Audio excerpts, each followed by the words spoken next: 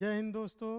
बिंदापाल हुसैन पाल महाविद्यालय के इस ऑनलाइन क्लास में आपका पुनः स्वागत करते हैं और आपका लेके आए हैं गणित सेकंड सेमेस्टर के प्रीवियस ईयर के महत्वपूर्ण कुछ क्वेश्चन हैं और उसको बारी बारी से एक एक क्वेश्चन आपको हल करके आज आपको बताएंगे। लगभग इसी तरीके से क्वेश्चन आता है आपका गणित शिक्षण में। तो आइए एक एक क्वेश्चन का, जैसे इसमें क्या होता है, आपका 5 वस्तुनिष्ठ प्रश्न होते हैं, 6 आपके अति लघुत्तरीय प्रश्न आते हैं और 7 आपके लघुत्तरीय प्रश्न आते हैं। तो इस तरीके से प्रश्नों को बांटा गया है। तो आइए वस्तुनिष्ठ प्रश्न जो आते हैं मैं आपको करा रहा हूँ इस तरीके से। जैसे पहला क्वेश्चन जो आपका दिया गया है, पहला क्वेश्चन है √2 और √4 और √0.4 और √0.2 में परमेय संख्या कौन सी है। तो पहला क्वेश्चन है कि इसमें परमेय संख्या कौन सी है। तो मैंने जब आपको पढ़ाया था परमेय संख्या तो ये बताया था कि परमेय संख्या किसे कहते हैं। परमेय संख्या उसे कहते हैं जिसे अंश बटे हर के रूप में लिखा जा सकता है और हर आपका क्या हो, हर आपका डज नॉट इक्वल टू 0। इसका मतलब हर 0 नहीं होना चाहिए। अगर आपका हर 0 हो गया तो परमेय संख्या नहीं होगा। या रूट के अंदर की संख्या जिसका आप पूर्णता वर्गमूल नहीं ले पाओगे वो आपका अपरमेय हो जाएगा, लेकिन आप जिसका पूर्णता वर्गमूल ले लेते हो वो आपका क्या हो जाता है, परमेय संख्या हो जाता है।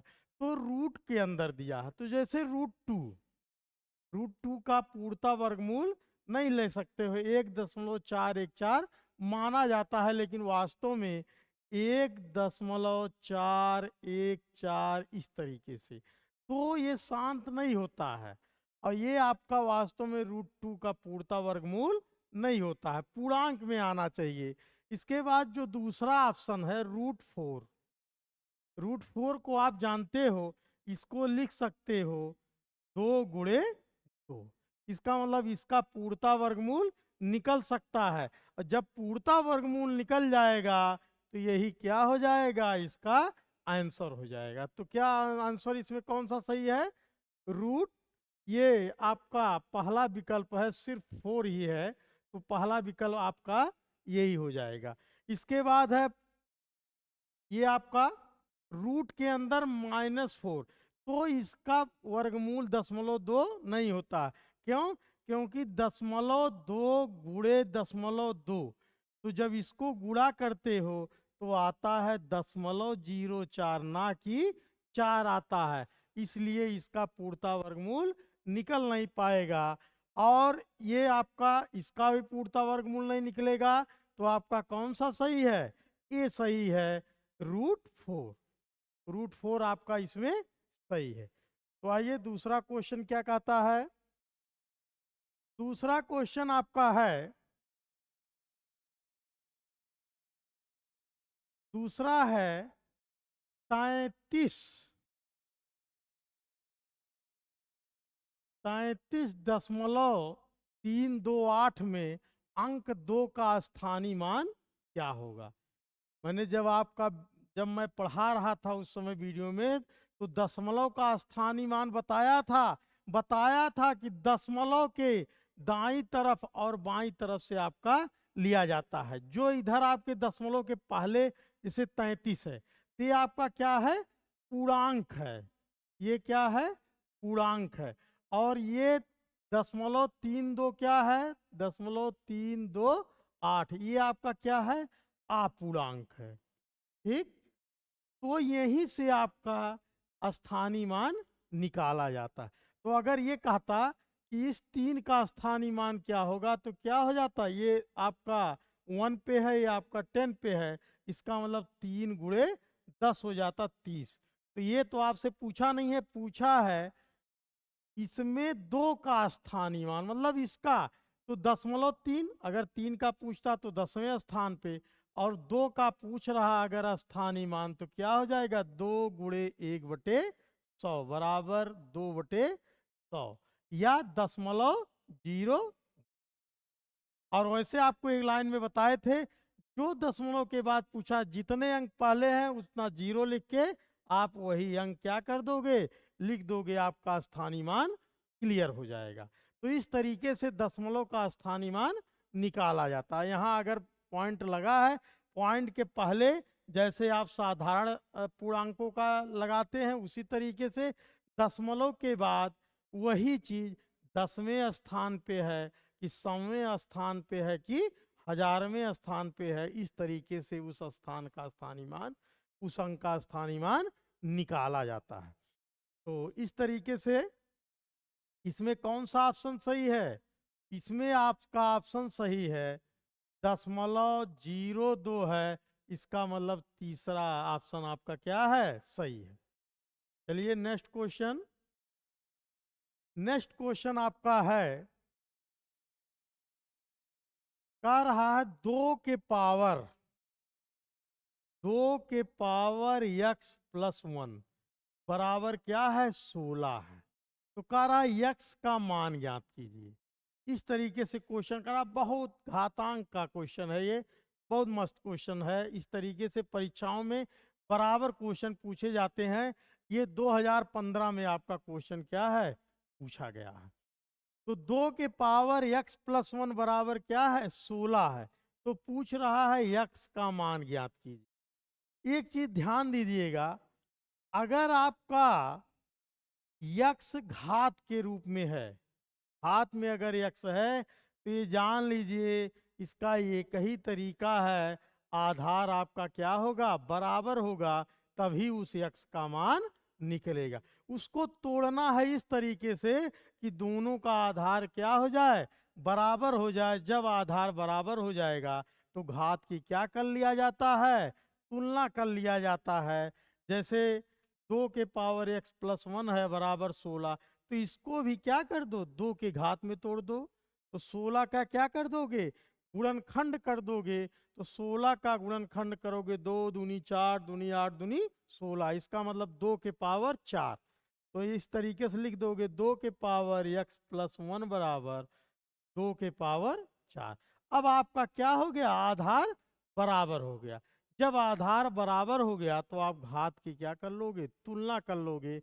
इसका मतलब है x+1 बराबर कितना है, 4 है। तो x बराबर कितना हो जाएगा, ये प्लस है, इधर आएगा तो क्या हो जाएगा, -4 -1 बराबर, तो x बराबर 3 आया। कौन सा ऑप्शन, बी ऑप्शन आपका सही है। तो इस तरीके से जब भी आपका घात में दिया है अननोन वैल्यू जिसका आपका मान निकालना हो, तो ये जान लीजिए किसी भी स्थिति में आधार आपका क्या होगा, बराबर होगा। जब आधार बराबर होगा तो घात की आप तुलना कर लोगे तो x की वैल्यू मिल जाएगी। तो नेक्स्ट क्वेश्चन क्या है, आइए देखते हैं। कह रहा है,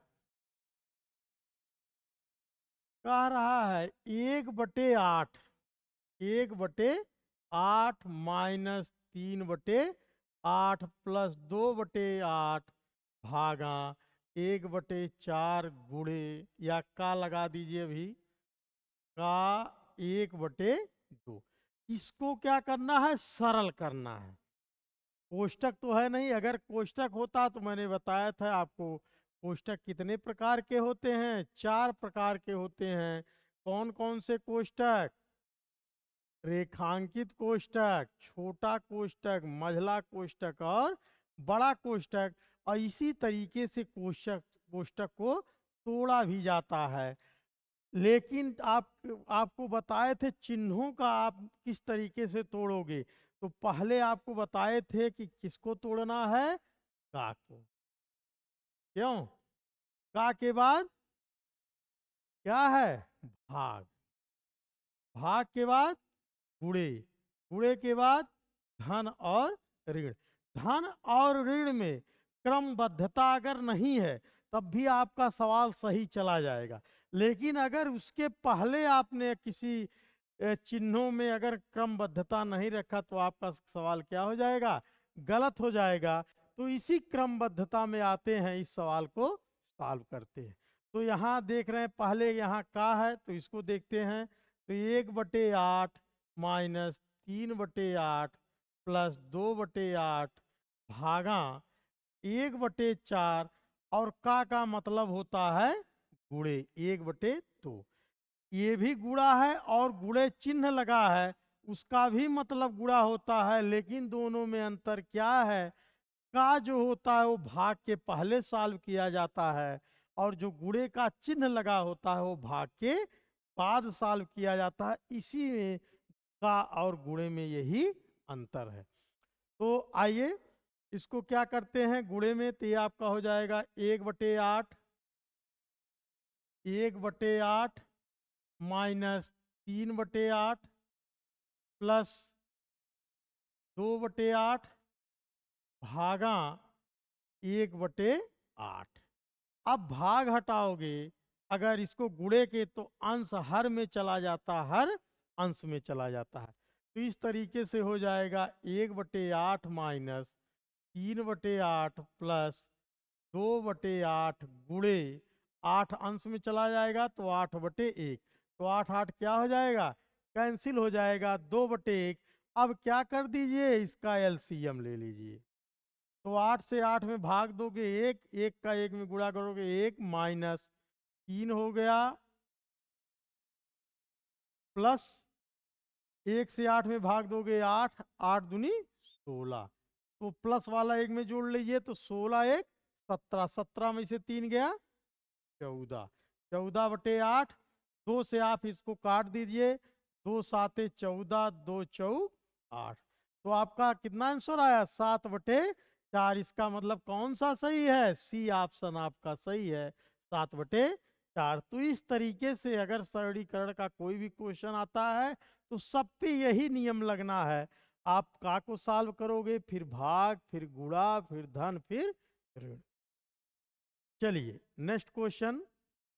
नेक्स्ट क्वेश्चन आपका है, कह रहा है एक त्रिभुज की भुजाएं, एक त्रिभुज की भुजाएं 2 सेंटीमीटर, 3 सेंटीमीटर और 5 सेंटीमीटर है तो त्रिभुज होगा। पूछ रहा कौन सा त्रिभुज होगा? समकोण त्रिभुज होगा कि अधिक कोण त्रिभुज होगा कि विषम बाहु त्रिभुज होगा कि त्रिभुज संभव नहीं है? इसका मतलब त्रिभुज बन ही नहीं सकता है। तो किस कंडीशन में त्रिभुज बनता है ये देख लेते हैं। तो जब भी दो छोटी जो भुजाएं होती हैं उनका अगर योग तीसरी भुजा जो बड़ी भुजा है उससे अगर बड़ी आ रही है तभी त्रिभुज संभव है। और जब त्रिभुज संभव रहेगा तो उसमें कौन सा त्रिभुज है? समकोण त्रिभुज है। तो समकोण त्रिभुज किसे कहते हैं? जिसका एक कोण क्या होता है? 90 अंश का होता है, उसी को क्या कहा जाता है? समकोण त्रिभुज कहा जाता है। अधिक कोण त्रिभुज जिसका एक कोण 90 अंश से अधिक होता है उसी को अधिक कोण त्रिभुज कहते हैं। विषम बाहु त्रिभुज जिसकी तीनों भुजाएं क्या होती हैं? अलग अलग होती हैं, वही आपका क्या? विषम बाहु त्रिभुज। और चौथा ऑप्शन है त्रिभुज संभव नहीं है। विषम बाहु त्रिभुज में ही त्रिभुज संभव है कि नहीं है, यही आपको क्या करना, ध्यान देना। तो आइए दो जो छोटी भुजाएं हैं 2 और 3, 2 और 3, क्या ये छोटी भुजाओं का योग इससे अगर थोड़ा सा भी बड़ा आ रहा तभी त्रिभुज संभव है। अगर वो त्रिभुज संभव रहेगा तो समकोण भी हो सकता है, विषम बाहु भी त्रिभुज हो सकता है। तो देख लेते हैं 2 और 3 5। तो 5 और बड़ी भुजा भी क्या है? 5 है। दोनों क्या आ रहे हैं? बराबर आ रहे हैं। अगर थोड़ा सा बड़ा होगा तभी त्रिभुज संभव है, अन्यथा त्रिभुज संभव नहीं है। तो इसका मतलब कौन सा ऑप्शन सही है? डी ऑप्शन सही है, इसमें कोई त्रिभुज नहीं बनेगा। चलिए नेक्स्ट क्वेश्चन। अगला क्वेश्चन अति लघुत्री में कह रहा है यक्स क्यूब, कह रहा है x cube y, x cube y minus x y cube का गुणनखंड ज्ञात कीजिए। मैं आपको सर्वसमिका में बताया था कि जब आप सर्वसमिका कम से कम 3 सर्वसमिका तो आपको याद होना चाहिए। कौन कौन सा? a + b का होल स्क्वायर, तो ये क्या होगा, a square plus b square plus 2ab, 2a 2ab। उसके बाद में क्या है, a माइनस बी का होल स्क्वायर क्या होगा, a square plus b square minus 2ab। उसके बाद जो इंपॉर्टेंट इसमें लगना है वो है ए स्क्वायर माइनस बी स्क्वायर। ये होता है एक कोष्टक में ए प्लस बी और एक कोष्टक में ए माइनस।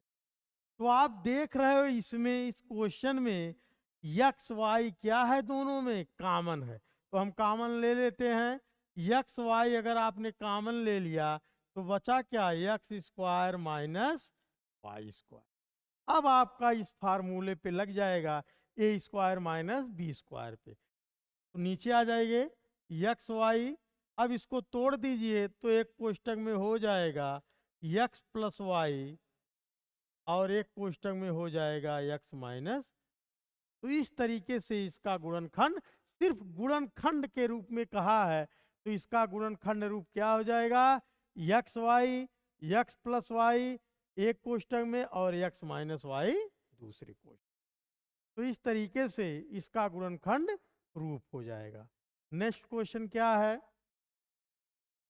अगला है एक बगीचे में 2025 पौधे लगे हैं।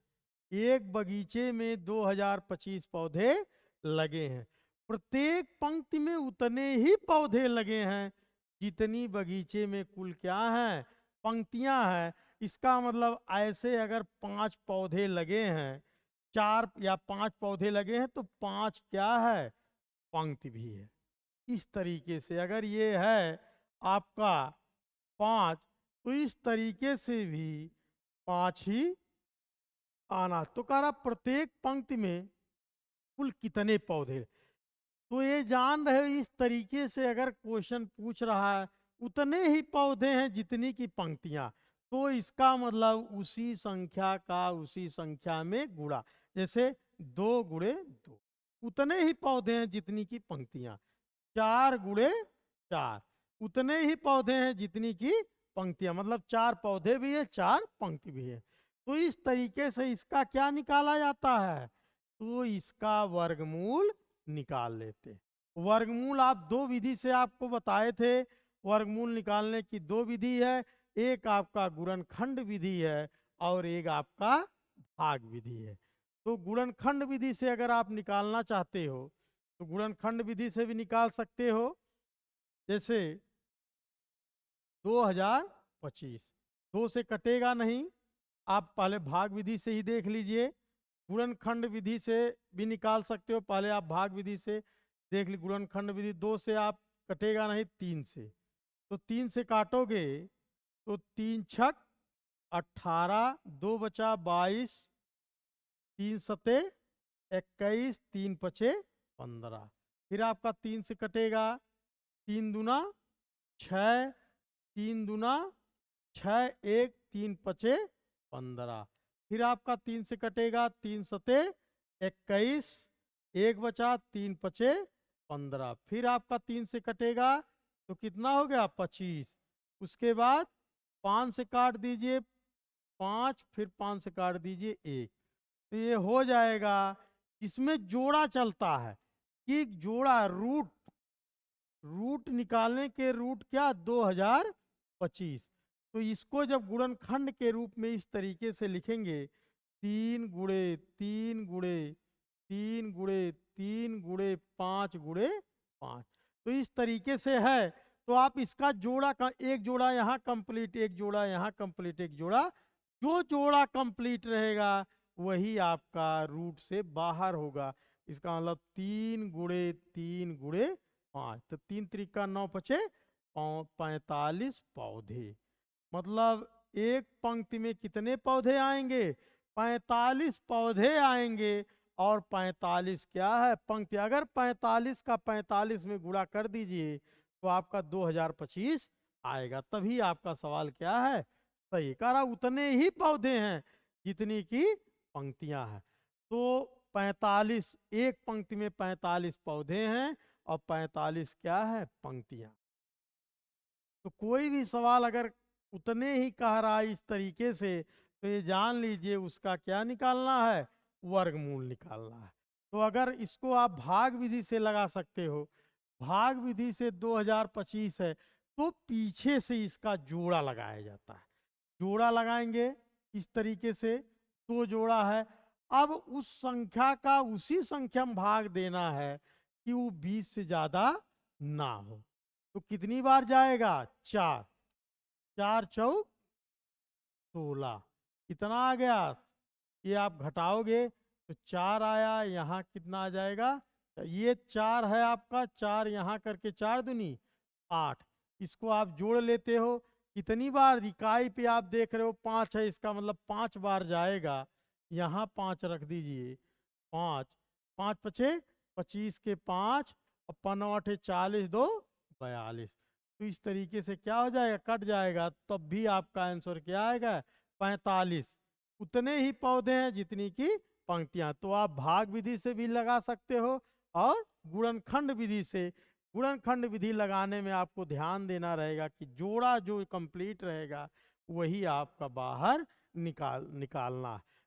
लेकिन इस तरीके से अगर क्वेश्चन आ रहे हैं तो ये जान लीजिए उसका पूर्णांक में ही वर्गमूल निकलना।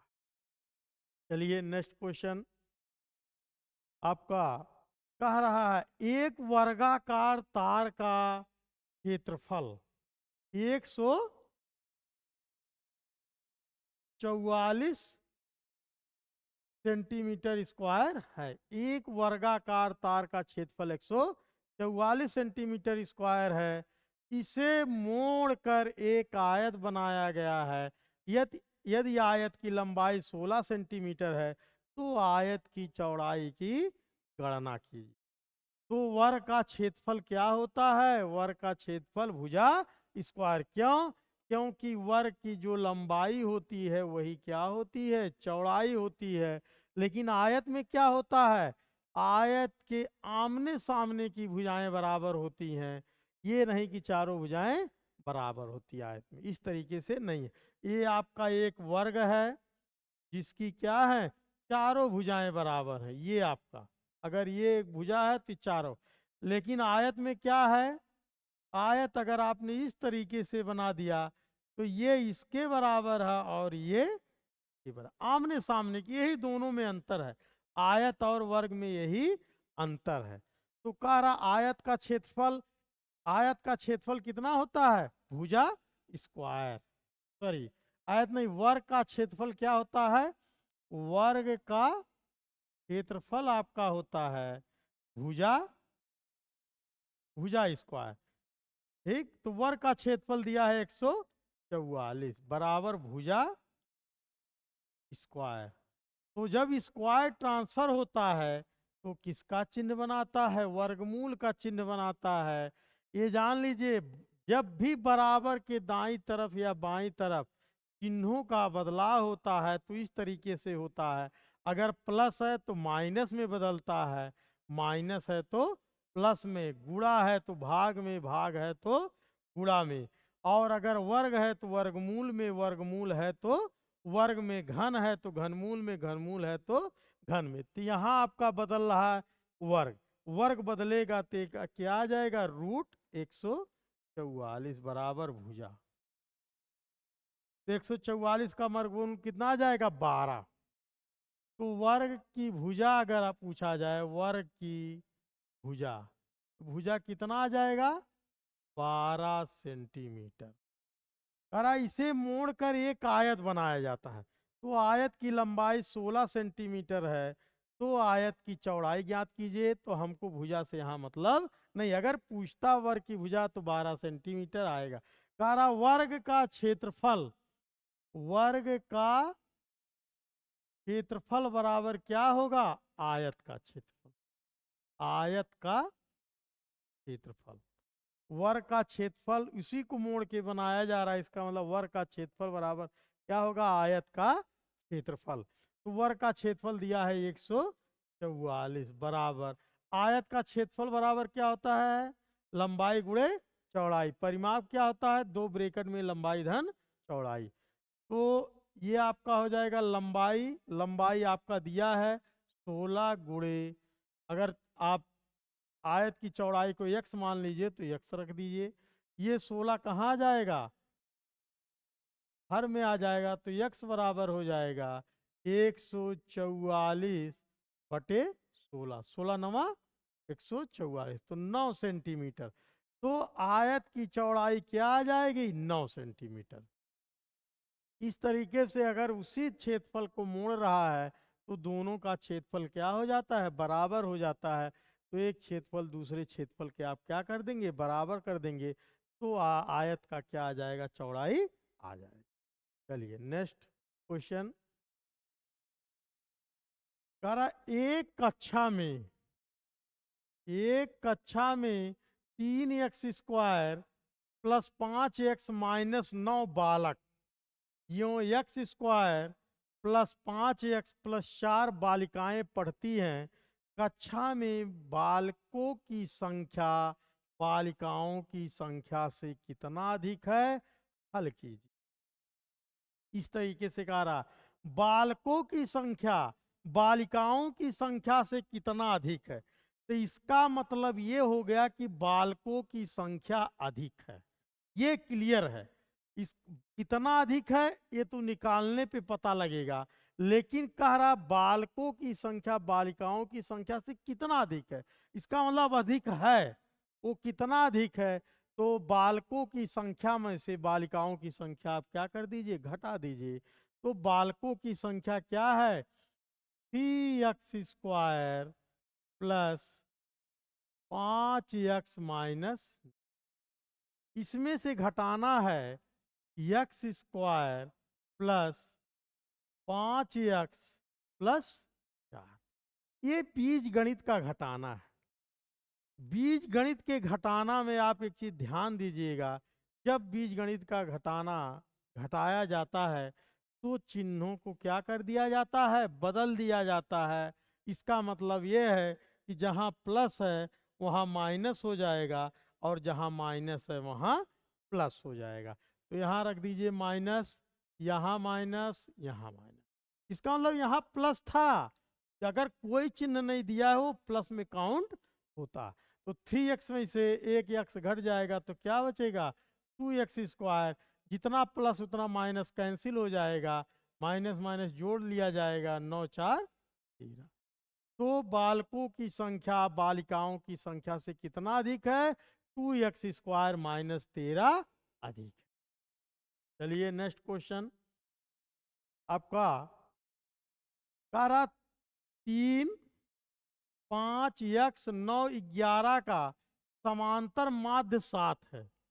समांतर माध्य 7 है, तो x का मान ज्ञात कीजिए। समांतर माध्य बराबर क्या होता है? कुल संख्याओं का योग बटे संख्याओं की संख्या। इसका मतलब समांतर माध्य है, समांतर माध्य बराबर होता है सिग्मा x अपान n। n क्या है? पदों की संख्या है। तो समांतर माध्य का मान दिया है, कितना दिया है? 7। 7 बराबर सिग्मा x का मान दिया है 3 plus 5 plus x plus 9 plus 11 बटे पदों की संख्या कितना है? 1 2 3 4 और 5। तो पदों की संख्या क्या है? 5। 5 साते 35। तो 35 बराबर हो जाएगा 11 9 20 20 5 25 26 27 28। तो हो जाएगा 28 प्लस यक्स। तो यक्स बराबर क्या हो जाएगा? 35 माइनस 28 बराबर 5 2 7। तो यक्स का मान क्या आ जाएगा? 7। अगर यक्स का मान 7 रख दिया जाए तब उसका समांतर माध्य 7 आएगा। चलिए नेक्स्ट क्वेश्चन अगला है। किसी वर्गाकार खेत की परिमाप, किसी वर्गाकार खेत की परिमाप 36 सेंटीमीटर है, तो उसका क्षेत्रफल ज्ञात कीजिए। परिमाप दिया है, परिमाप वर्ग का क्या होता है? 4 इंटू भुजा। क्यों? क्योंकि इसकी चारों भुजाएं बराबर होती है। तो वर्ग का परिमाप, तो वर्ग का परिमाप, परिमाप बराबर होता है क्या? 4 इंटू भुजा, 4 इंटू या 4 गुणे भुजा कर दीजिए। तो दिया है परिमाप, कितना दिया है? 36। 36 बराबर 4 गुणे भुजा। तो भुजा बराबर कितना आ जाएगा? भुजा बराबर ये 4 इधर आया, 4 नवा 9 सेंटीमीटर। तो अगर 9 सेंटीमीटर आ गया तो उसका क्षेत्रफल, क्षेत्रफल बराबर होता है भुजा स्क्वायर। इसका मतलब 9 नवा 81। तो क्षेत्रफल कितना आ जाएगा?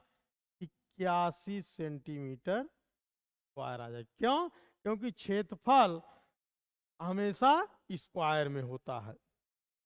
तो इस तरीके से आपका क्वेश्चन अब लगातार कराया जाएगा। फिर नेक्स्ट वीडियो में मिलते हैं, तब तक के लिए धन्यवाद।